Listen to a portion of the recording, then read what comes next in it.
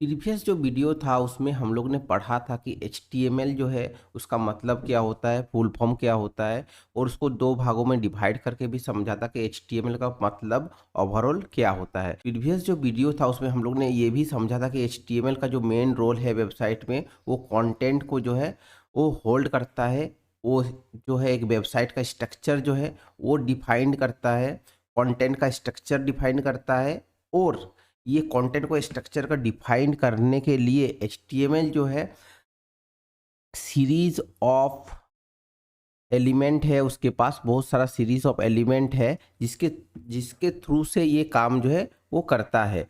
उसका मेन जो काम है वो क्या करता है, इनक्लोज और रैप करता है डिफरेंट पार्ट ऑफ कंटेंट को, जिससे क्या होता है कि एक पर्टिकुलर वे में वो जो कंटेंट है वो रिप्रेजेंट वेबसाइट में होता है।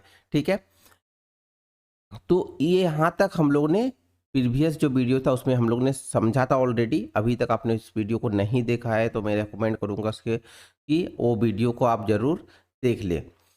अभी हम लोग बात करेंगे कि HTML एलिमेंट्स होता क्या है। ठीक है, प्रीवियस जो वीडियो था उसमें हम लोग ने ऑलरेडी समझ लिया था कि HTML एलिमेंट जो है इसका मेन रोल होता है जो कंटेंट को होल्ड कराने में, वो होल्ड करता है कंटेंट को।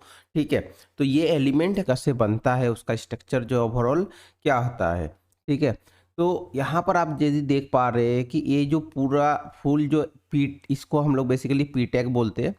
ओके, तो ये जो टैग है इसको हम लोग ना फर्स्ट जो पार्ट है आप इस प्रकार से अब देख जो पा रहे हैं, ये जो पार्ट है सर्टेन पार्ट जो है, ठीक है, यहाँ पर फर्स्ट जो पार्ट है कोई भी एलिमेंट जो है वो स्टार्ट होता है ओपनिंग टैग से और क्लोजिंग टैग होता है। अभी बहुत सारे टैग होते हैं जिसका क्लोजिंग टैग नहीं होता है, उसके बारे में हम लोग डिटेल्स में बात करेंगे दूसरे वीडियो में।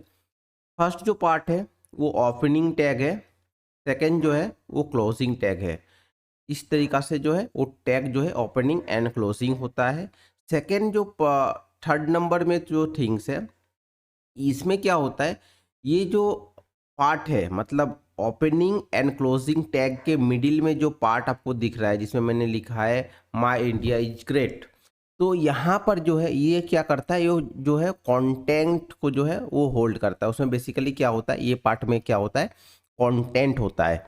ठीक है, और ये opening tag, closing tag and text को, ये कंटेंट पार्ट को, ये सबको यदि हम लोग मिला देंगे एक साथ में तो वो जो रेडी होता है यहाँ से यहाँ तक का ये जो पार्ट है, जैसे कि आप यहाँ पर देख पा रहे हैं, तो इसको हम लोग बोलेंगे एक एलिमेंट।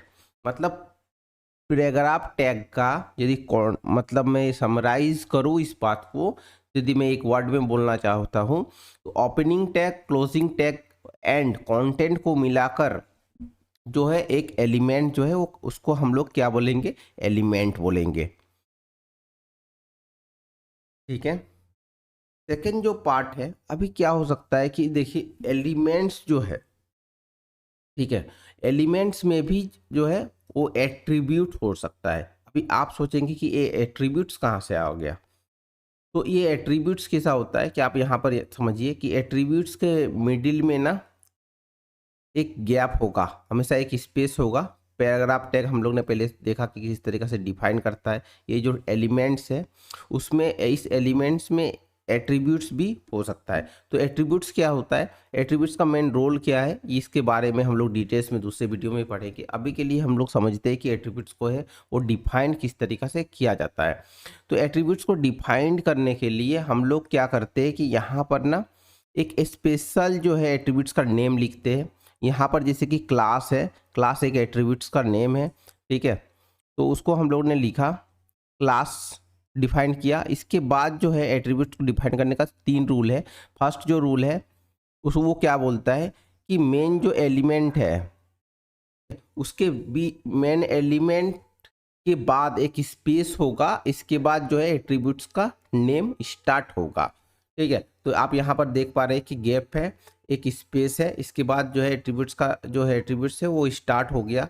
इसके बाद सेकंड बोलता है कि एट्रीब्यूट्स का जो नेम है मतलब एट्रीब्यूट्स जो होगा उसके बाद जो है इक्वल टू साइन होगा। ठीक है, इक्वल टू होगा एंड थर्ड जो रूल बोलता है कि एट्रीब्यूट्स को इनक्लोज करने के लिए एट्रीब्यूट्स का एक स्पेशल, जैसे कि यहाँ पर मैं हम लोग ने लिखा है एडिटेड नोट्स, तो ये जो नेम है, ठीक है, ये जो टाइटल है आप ऐसा मान सकते हैं, तो इसको लिए एक क्लास का नेम है, इस क्लास का नेम, इसको इनक्लोज करने के लिए डबल कोट या सिंगल कोट के थ्रू जो है हम लोग इसको इनक्लोज करते हैं, उसको रैप अप करते हैं इस नेम को। तो एट्रीब्यूट्स के बारे में आप समझ गए होंगे होप। एट्रीब्यूट्स बहुत प्रकार के, बहुत टाइप के हो सकते हैं, जो आने वाले वीडियोस में हम लोग उसको पढ़ेंगे, जिसके क्लास एट्रीब्यूट्स हो गया, नेम एट्रीब्यूट्स हो गया, आईडी हो गया, और भी बहुत टाइप के जो है एट्रीब्यूट्स होते हैं HTML में, उसको हम लोग धीरे धीरे पढ़ेंगे इस सीरीज में। इस सीरीज में आप बने रहिए, आपको होप आपको बहुत कुछ सीखने को मिलेगा।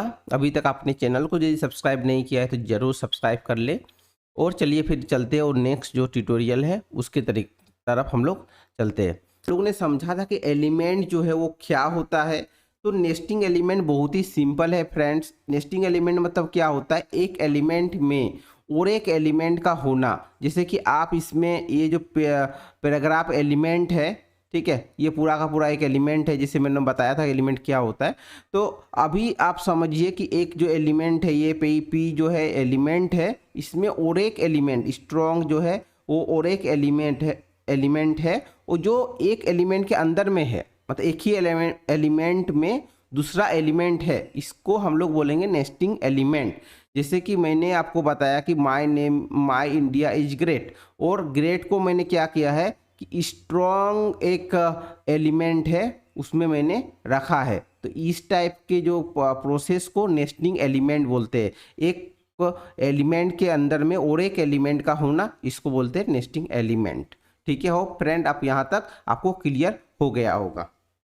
सेकेंड जो कॉन्सेप्ट है वॉइड एलिमेंट। अभी वॉइड एलिमेंट क्या होता है कि कुछ ऐसा इस टाइप का एलिमेंट जो है जो कंटेंट को जो ना वो होल्ड नहीं करता है। जैसे मैंने एलिमेंट का जो डिफिनेशन में बताया था, जो प्रीवियस जो स्लाइड था इसमें मैंने बताया था कि एलिमेंट का जो मिडिल होता है, ओपनिंग एंड क्लोजिंग के मिडिल में जो है ना कंटेंट होता है। ठीक है, तो उसमें एलिमेंट किस तरीके से होता है कि ओपनिंग एंड क्लोजिंग का मिडिल में जो है वो कंटेंट होता है। लेकिन कुछ कंटेंट ऐसा भी होता है जिसमें ये मिडिल का कंटेंट जो वो नहीं होता है, और ये हमेशा सेल्फ क्लोजिंग टैग के साथ होता है। इसका क्लोजिंग जो टैग है वो आप यहाँ पर देखेंगे कि नहीं होगा, ये सेल्फ क्लोजिंग है, खुद में ही क्लोज है। और इसमें जो है इस टाइप के एलिमेंट को हम लोग वॉइड एलिमेंट बोलेंगे। तो फ्रेंड ये आपको क्लियर हो गया होगा।